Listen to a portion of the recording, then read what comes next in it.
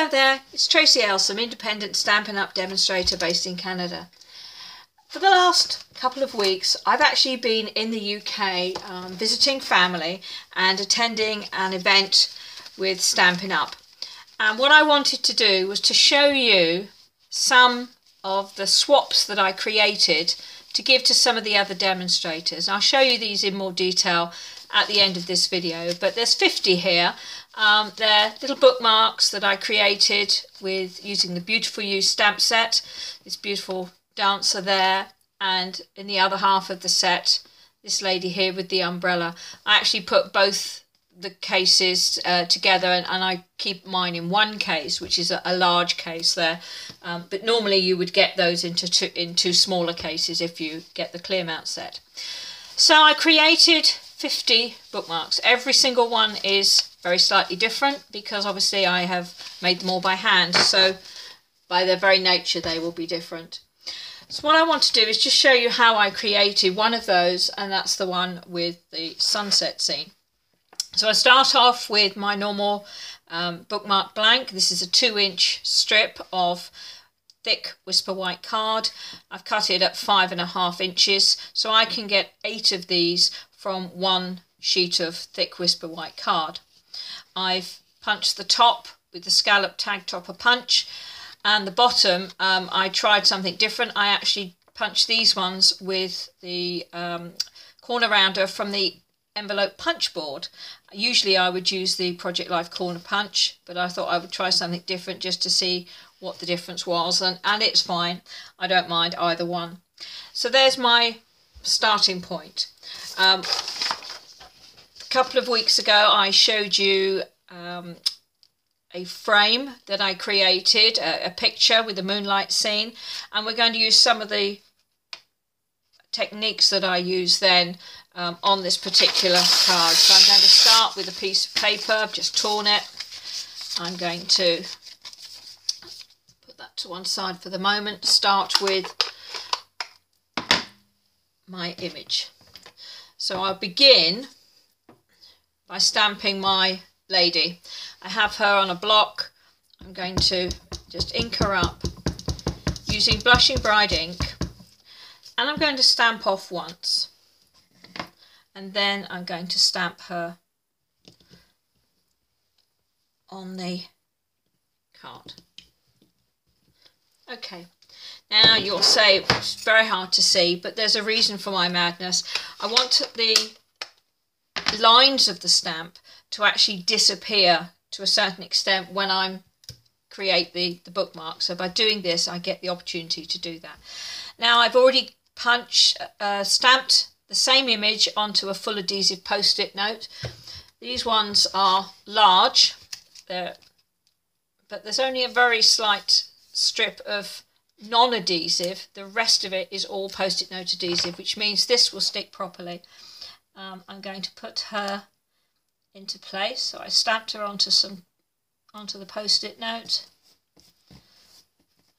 and cut her out with my scissors and my paper snips. Let's just get her in place. It's a bit more difficult to do because obviously I'm working and trying not to put my head in shot. So there we are. So where I've stamped, that's going to be protected while I do my sponging. I'm going to start with some crushed curry ink and my trusty piece of kitchen paper, and I'm just going to sponge a little bit of crushed curry ink just over the corner there, and then with a tapping motion I've sponged and now I'm just tapping, and that will give a slightly more grainy image to the sand, which is what I wanted to do. Okay, so we'll put that to one side. Next I want to do the sea. So I will start with Bermuda Bay. Now for this I want to create a horizon line, so I'm going to just mask that off very quickly. Start with Pool Party.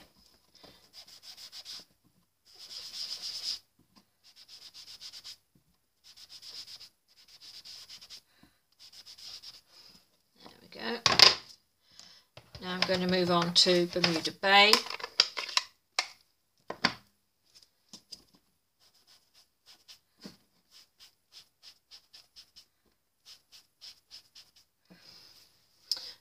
Okay, so that's good. Now I'm going to go back to the high tide stamp set that I used on my moonlight scene a couple of weeks ago. I'm going to go for this water image there. So let's just pull that out, mount that onto a stamp block. And I don't want it to be too dark, so I'm going to stamp it off onto the paper first, and then just, whoops, put it over there.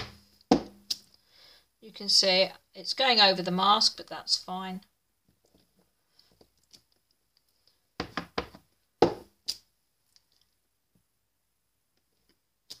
There we go.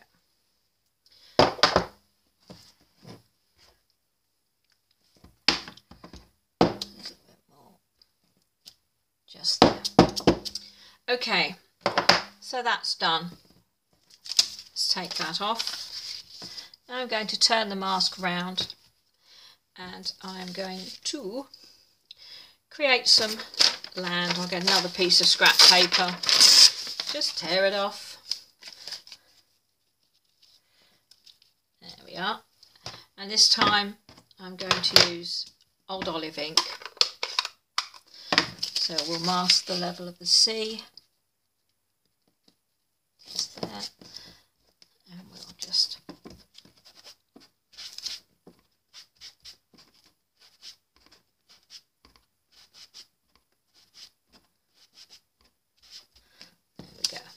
that's right. Great. Okay, now next I want to create a sunset scene. So what I'm going to do is to punch myself a mask for the sun. It's just a piece of the full adhesive post-it note stuck onto a piece of scrap paper, so I can punch it out. And I'll peel that off.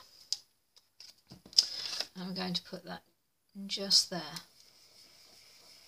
So it's going over the mask that's already there. And I'm going to start with some crushed curry, I believe. Okay, just a little bit of protection there. So I'm going to sponge the whole of the top here with crushed curry. That's enough, doesn't need much. This is Peekaboo Peach. And I'm just going to add that over the top there.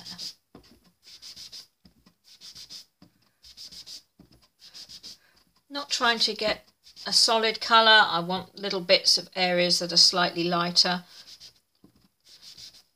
because then when we add the extra colour on top it will create variation in the colours. Next I'm going to go with Flirty Flamingo. Again, we're just going to sponge it across. Notice I'm starting my sponge off the piece so I don't get a splodge like that when I place it down. So let's just blend that in. Alright. And finally for this one, Sweet Sugar Plum. Again, starting off and just blending that colour. Right, okay. Back to the Flirty Flamingo, just bring it down a little bit. The same with the Peekaboo Peach. Bring that down a little bit. There we go. Okay, so when I take that off,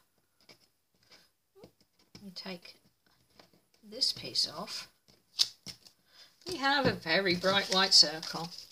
So let's put our masks back in place and just very quickly add just a touch of crushed curry over the top there. There we go, that's better. Okay, so there we are, she's all sponged. I'll peel her off. And I could probably use this piece at least once more, so I'm going to hang on to that. Now I'm left with the bookmark with the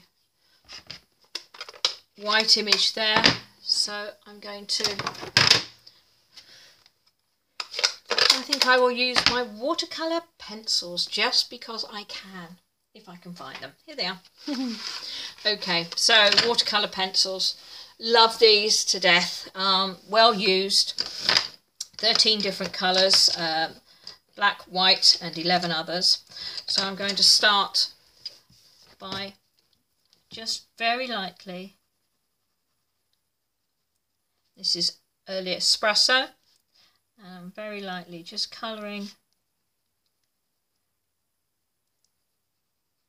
her arms and her legs.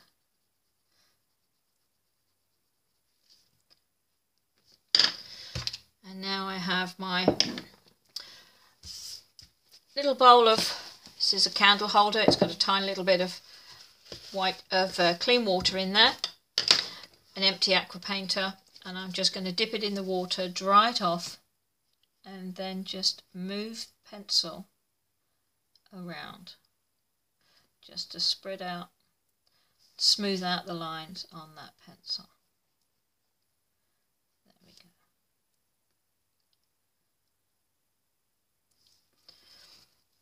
Okay. Now for her hair, I think we'll give her brown hair as well. So I'm just going to, do little squiggly marks there. Again, dip it in the water, dry it off. And I'm doing that same sort of swirly, squiggly motion there. And that gives me some texture to her hair. It actually looks as if it's curly. Right, this one is Bermuda Bay. And I'm, again, very lightly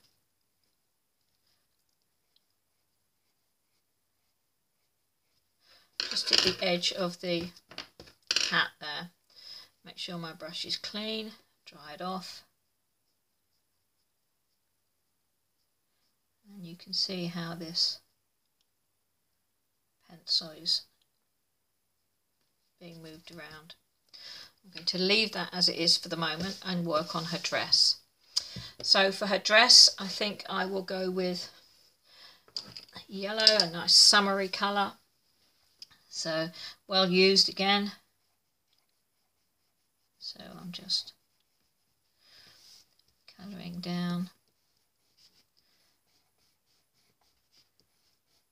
And there's some marks on this dress, some lines on the image. So I'm just filling those in really with my pencil. I will get round to sharpening this pencil eventually, but right now it will do. So where we've got this little bit of frill there, a little bit of the petticoat maybe showing. So I've done that.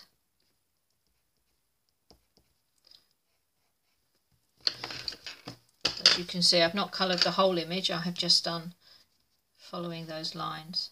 And now add the water, and hey presto. And I'm trying to follow the lines of the dress. The dress would naturally come down, so that's the direction that I'm working my brush, rather than going across, which might end up with creating lines that are unnatural. Absolutely love the way that the yellow just bursts into life when you add water to it. So there she is. Okay, let's give her a little bit of a belt there. So again, just clean off my brush, make sure it's wet, and I'm going to paint a little clear water line there, just where I want her belt to be. Now when I add the watercolour pencil, it melts, or it waters down the ink straight away, so it ends up creating this very deep colour in one straight line. Now all I need to do now is to finish off the hat. So I'm going to Again, just paint a little bit around the edge with some clean water, and then add the Bermuda Bay to the edge of it.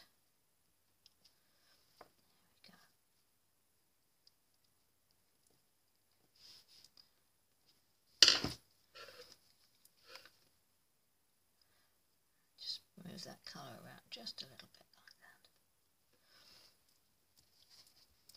that. Okay. So, I've got a little white line here and a little blue line there, so what I'm going to do is just pencil that in a little bit. There we go. And I'm going to use the orange pencil. Again, pick up a little bit of colour off the edge of the pencil. And just filling that in so you don't notice it so much. It's one of the hazards of using masks, is that sometimes they don't quite fit in where they're supposed to be.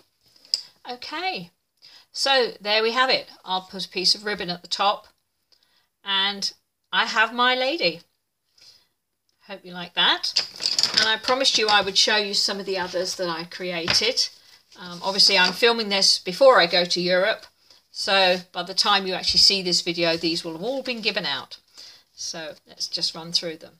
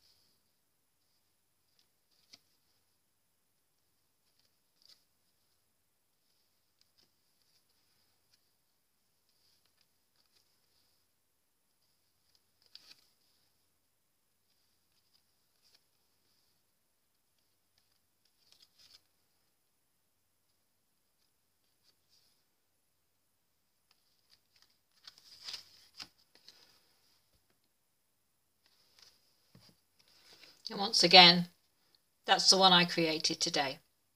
So I hope that's inspired you to have a go at some sponging and masking and see what different kinds of scenes you can create just by experimenting with some different colours. I hope to see you again soon. Bye.